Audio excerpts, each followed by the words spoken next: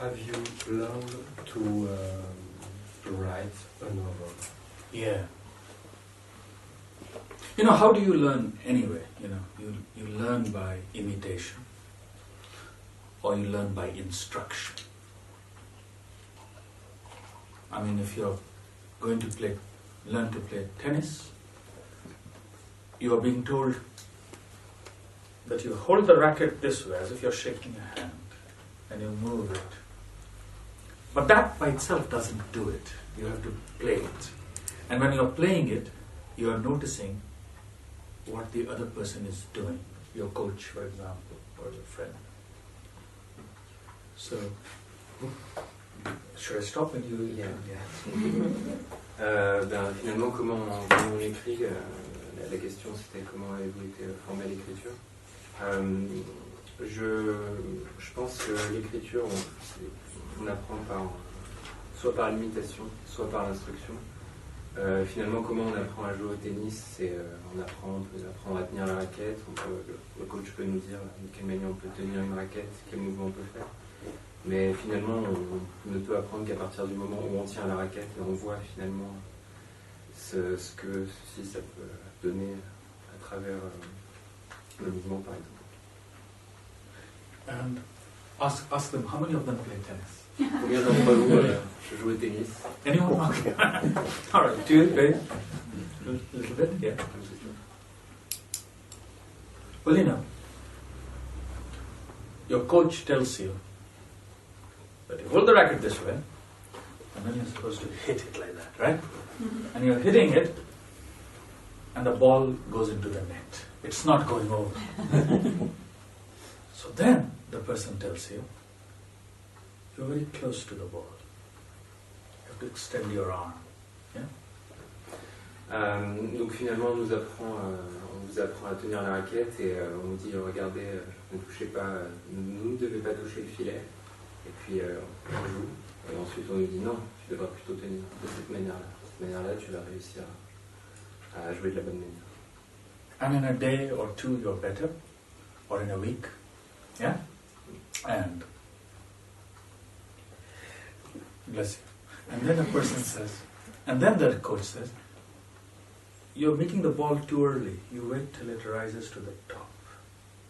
Then you hit it. Yeah? Okay. Donc au bout d'une semaine ou deux, on commence à s'améliorer. Et puis au bout d'un moment, on nous apprend un autre mouvement. On dit de la frapper un peu différemment. Ensuite on la frappe. Yeah.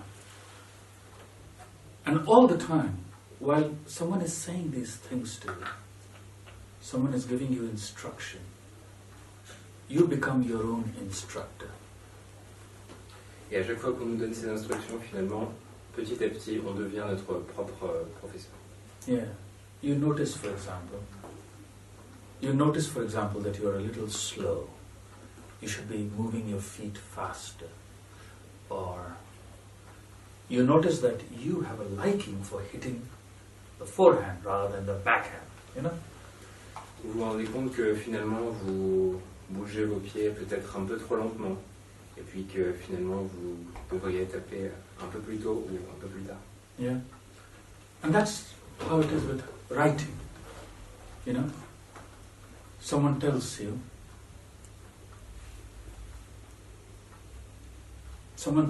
that it is not enough to describe chronologically something. You might want to play with your voice. I think you should say that. Et c'est ainsi qu'on apprend à écrire finalement. On vous dit, on voit que ce n'est pas assez, et petit à petit on voit qu'on commence à jouer avec sa propre voix. Or something like that. And then, in the same way as in tennis, you're thinking, oh, you're more of a forehand player. In writing, you might come to recognize that maybe you have a preference for non-fiction over fiction. Yeah? Et finalement, au tennis, bon, c'est pas exactement pareil, mais à l'écrit, peut-être que finalement, au bout d'un moment, on va se rendre compte qu'on a des préférences pour la non-fiction, pour la fiction, pour des genres différents. And I think for a good tennis player, you have to have both a forehand and a backhand. Yeah? But in writing, it doesn't so much matter that you have all the talent, all the technique. You just need your few techniques. Et finalement, au tennis, vous avez besoin d'avoir un bon revers, un bon coup droit. Mais pour un bon écrivain, finalement, avoir toutes les techniques, ce n'est pas... C'est pas obligatoire. Pas obligatoire. Vous avez besoin de vos techniques de terrain. Now I'm going to answer Lionel's question. It's already been a long answer.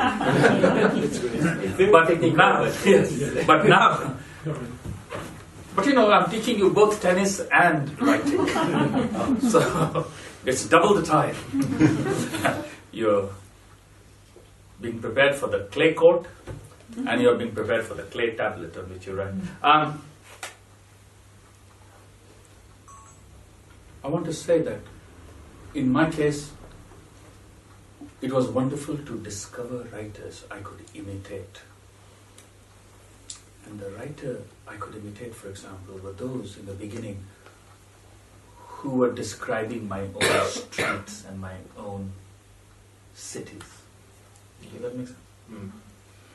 Et pour moi, c'était quelque chose de merveilleux de découvrir des écrivains que je pouvais imiter, qui décrivaient ma propre ville, qui décrivaient des endroits que je connaissais. So, V.S. Naipaul, who won the Nobel Prize in 2001, I think. You know, he was born of indentured Indian laborers in the Caribbean, in Trinidad. But when he wrote about India, he was making my own city, the streets, the smells come alive in a way that other people that we read in school did not. Yeah. Et le prix Nobel de 2001, qui est né à Trinidad, quand il a écrit sur l'Inde, il réussissait à retranscrire des odeurs, à retranscrire des choses que finalement les autres ne réussissaient pas à faire, qui étaient merveilleuses. So that was one example, to imitate. And when I would write and submit things, I learned from rejection. Cool. Donc ça c'est un exemple, pour apprendre à écrire il faut imiter. Et on apprend aussi très bien du rejet. Because I thought, okay, this is not working. That was the instruction. Someone was instructing me that this is not working. Et à ce moment-là, on nous fait finalement un retour et on se dit, ah, à ce moment-là, ça ce que j'ai fait, ça ne fonctionne pas. And then someone would say, let's say an editor would say, this is good. And when the editor said this is good or something, I thought, okay. You know? Et au bout d'un moment, quelqu'un va dire c'est bien, un éditeur par exemple. Et à partir de ce moment-là aussi, on apprend des choses. One of the great things about teaching students is that I'm always surprised, pleased by their spirit of learning. You know? So far there's been one student, for example, in the last several years. I said to her, this is a non-fiction course. Where is this book happening? Where? Where are we? Which city? Which city? When is it? This is a non-fiction. If the non-fiction, maybe I should stop. You repeat whatever you. Thank you. Et enseigner aussi, dans une certaine façon, c'est formidable, puisque je me souviens de ce moment avec une étudiante il y a quelques années, où j'enseignais un cours de non-fiction, et je lui demandais où est-ce que ça se passe, quand est-ce que ça se passe. And she said, you don't understand. Et à ce moment-là, elle a dit que je ne comprenais pas. Virginia Woolf was not understood at the time. Virginia Woolf, en son temps non plus, n'était pas comprise.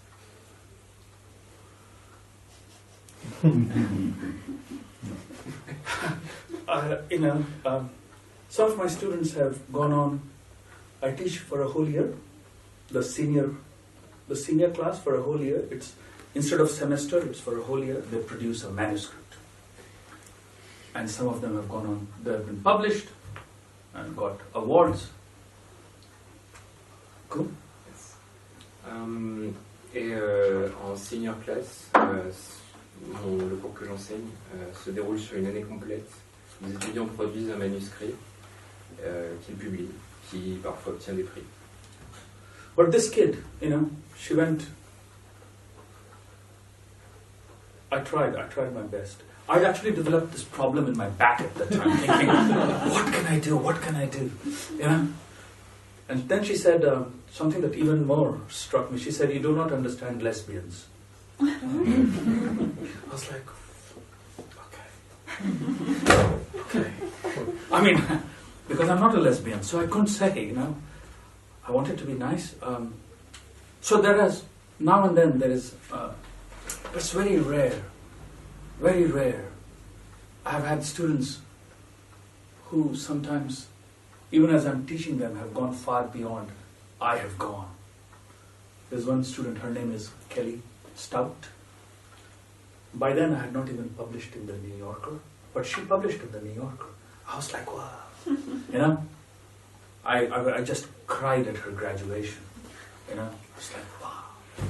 Donc, par rapport à au premier exemple, cette jeune fille, je me disais, mais qu'est-ce que je peux faire, c'était un gros problème pour moi. Au bout d'un moment, elle m'a dit, vous ne comprenez pas car vous n'êtes pas une lesbienne. Et finalement, je n'ai pas pu faire grand-chose. Mais d'un autre côté, j'ai eu d'autres étudiants qui sont allés bien plus loin que moi. Comme par exemple Kelly Stout, qui a réussi à publier dans le New Yorker, et le jour où ça s'est produit, j'en ai pleuré.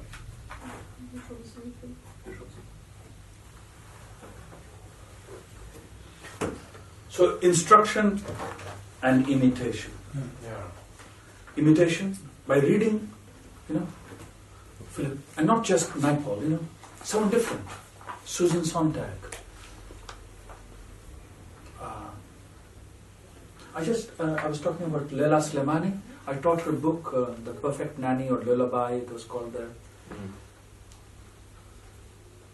You know, about movement, you know.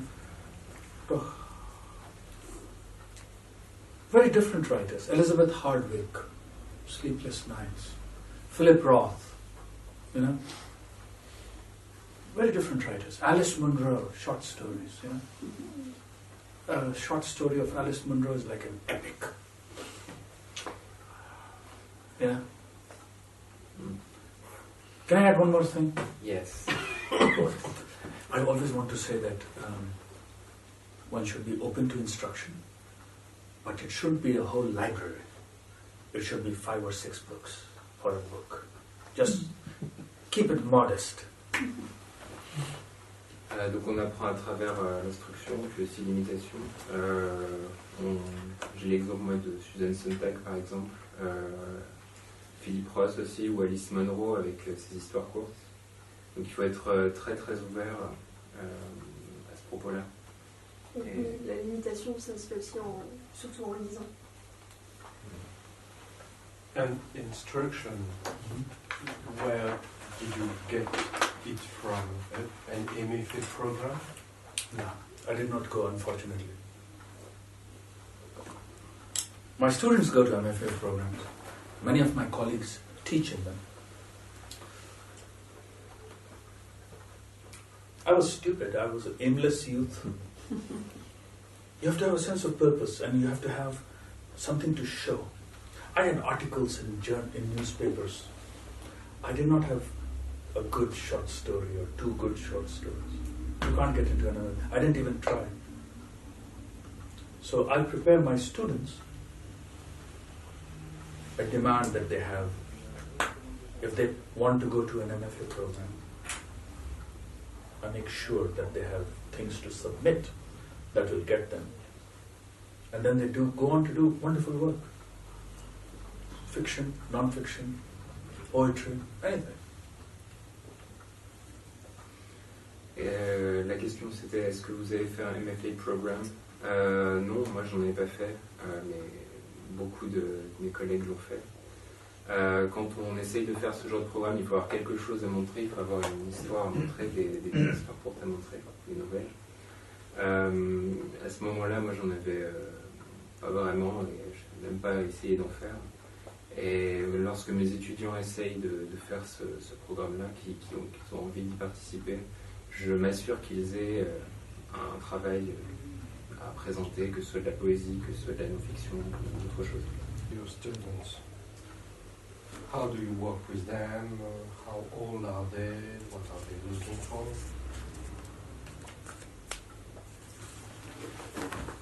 So I'm going to speak only about the creative writing students. Is that cool? Because I teach both creative writing and literature courses. J'enseigne à la fois le creative writing et des cours de littérature. Donc vous parlez seulement de creative writing. Except one thing I want to say, amend it, is that when I was thinking about writing this book, I taught a course made up of novels that I wanted this to learn something from. I called it the in-between novel, which is what we were talking about earlier. The in-between novel course. Yeah?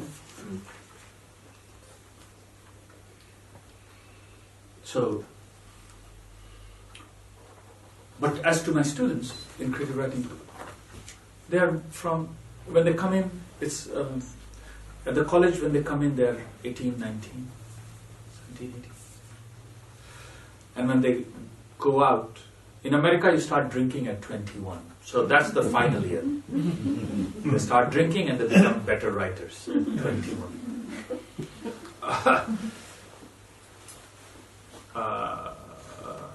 So they're 21.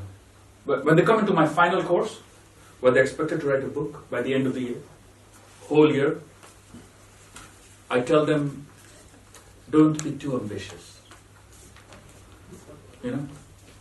Maybe because I'm a third world guy, I don't have big dreams, you know, capitalist dreams. Be ordinary, be modest, be hardworking, be persevering, you know. 150 words every day, and you have to walk mindfully for 10 minutes every day. That's my mantra. Can you tell them that? Because that is precious. I can't go on without you telling.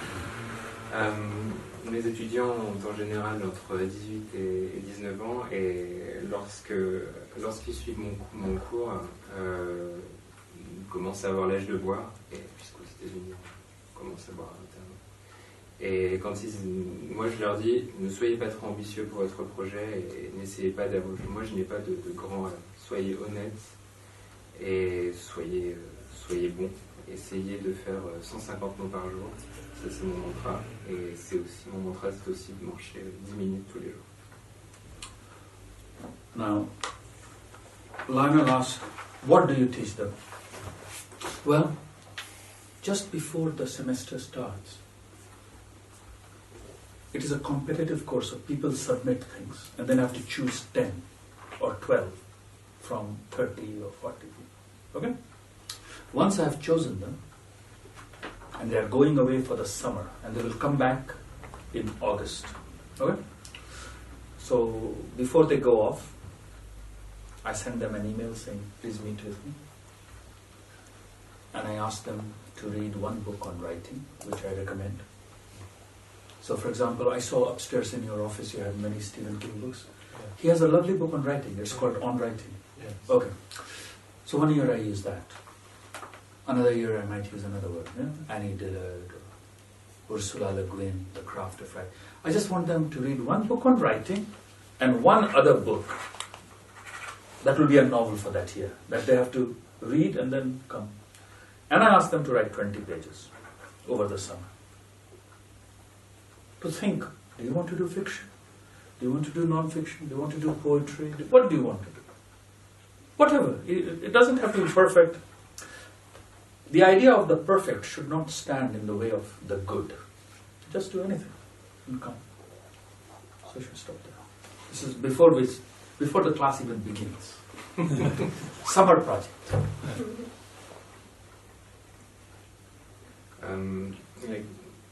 Eh bien, qu'est-ce que j'enseigne?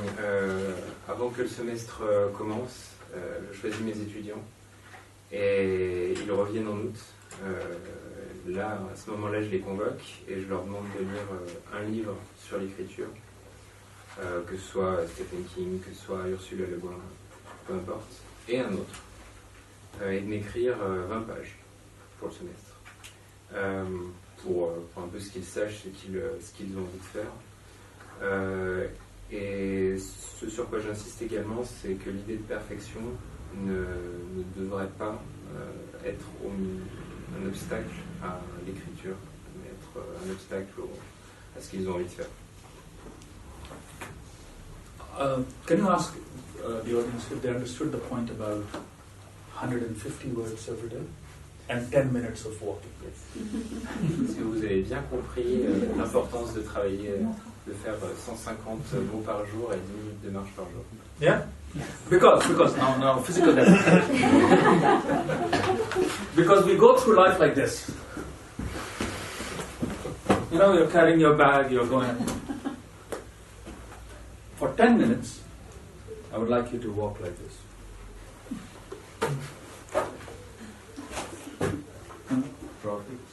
10 minutes. Right. Alter the pace of life, you know. We are all oppressed by routine and work. Art, I think, flourishes when you open a space of contemplation. So just 10 minutes. Just walk mindfully. I sometimes carry an index card or a paper or a drawing thing. 10 minutes. You know, I'm lucky to teach on a campus that is beautiful. Just peaceful. So I walk there. I want everyone to know that because I think just taking 10 minutes off each day can make your artistic goals.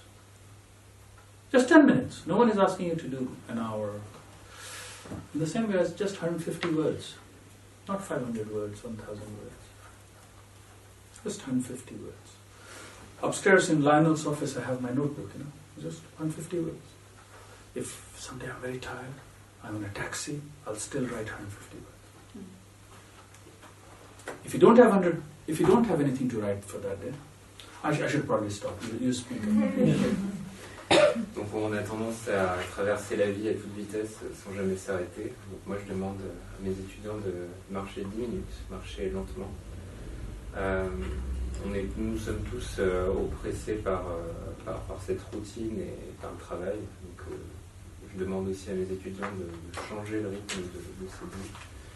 Je pense que l'art permet de transformer la vie et de l'ouvrir à la contemplation.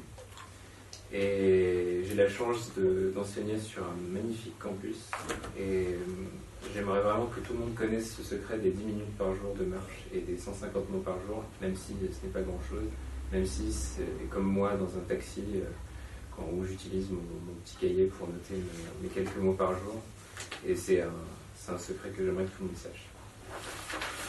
And I want to answer Lionel's question about what do I teach, and still I'm fixed with this idea, so let me say one more thing. When you have nothing to say for 150 words, you should still sit down and write what is outside your window. Look outside the window and just write what you see outside. If you have nothing else, you should write what kind of day it is. What does the sky look like?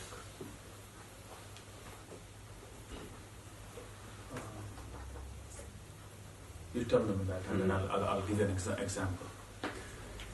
Quand vous n'avez rien à dire, qu'est-ce que j'enseigne? Finalement, je ne l'ai pas encore dit. Quand vous n'avez rien à dire, vous devriez simplement vous arrêter, vous asseoir et d'écrire et écrire ce que vous voyez à travers la fenêtre. Vous pourriez aussi écrire ce qui s'est passé dans la journée, la couleur du ciel. Can you enter the password? I'm not checking my email, I'll tell you why. Facebook status. Having a nice time at Artisans. Creative fiction.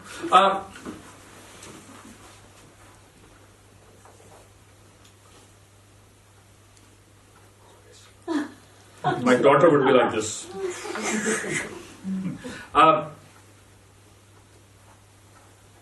So this year, the novel we started with was a novel I just read called Crudo, C-R-U-D-O,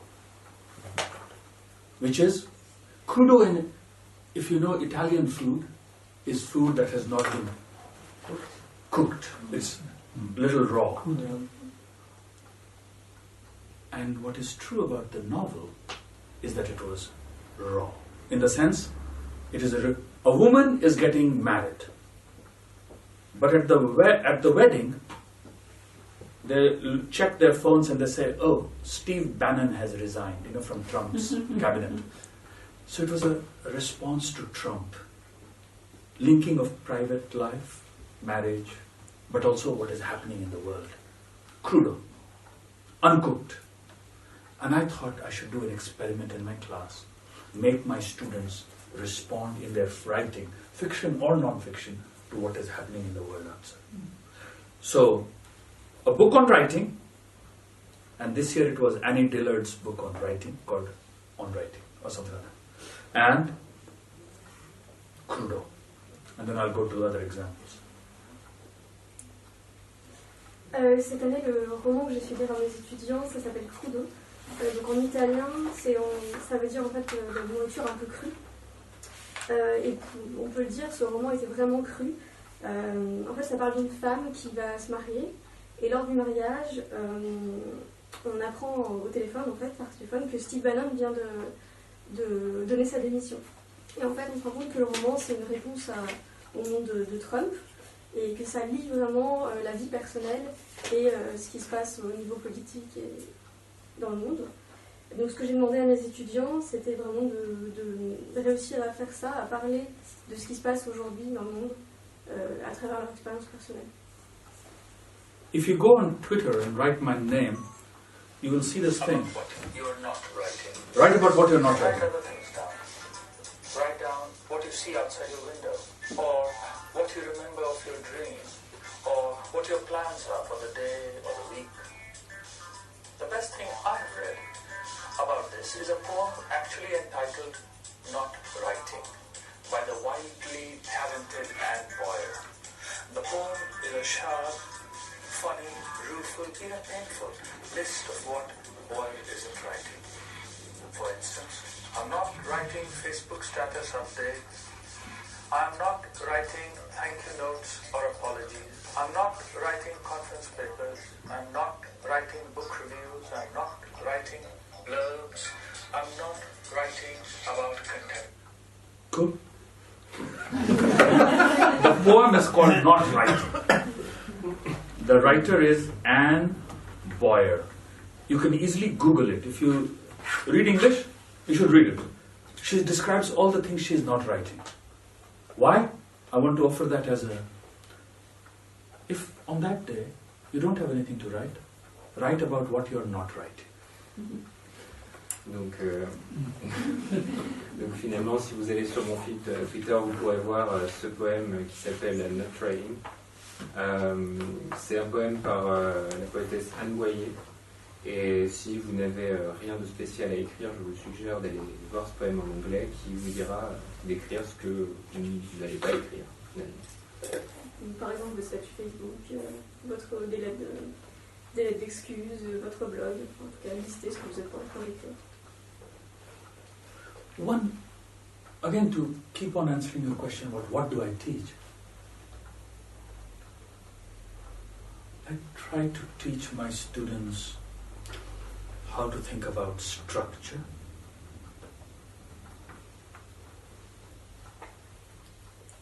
so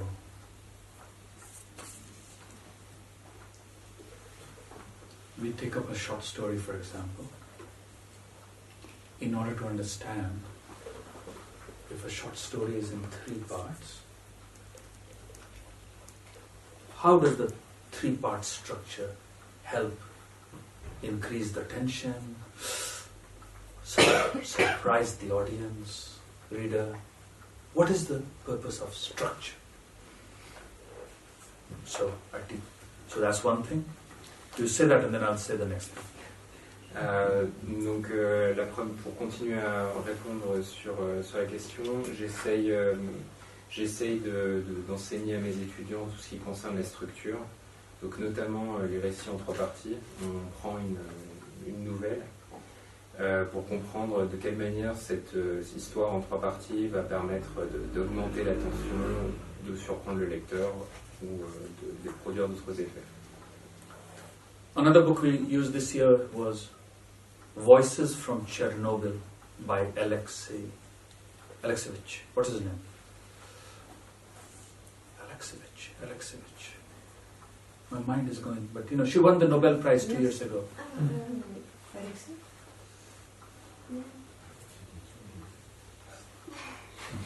No problem. It's Voices from Chernobyl. I wanted my students to know that there is nothing as rich as the human, as the human voice. So how to listen to someone's story, Each one here has a great voice, story. So that was it. So I teach about voice. Et je me suis également servi de ce livre par Alexeyevich. That's her last name. Prix Nobel d'il y a 2 ans, qui s'appelle Voices from Chernobyl. Moi, j'essaye aussi de montrer à mes étudiants l'importance de la voix dans ce qu'ils écrivent, et ce livre le permet aussi. Il n'y a rien de plus riche que la voix humaine. Svetlana Alexeyevich. Svetlana.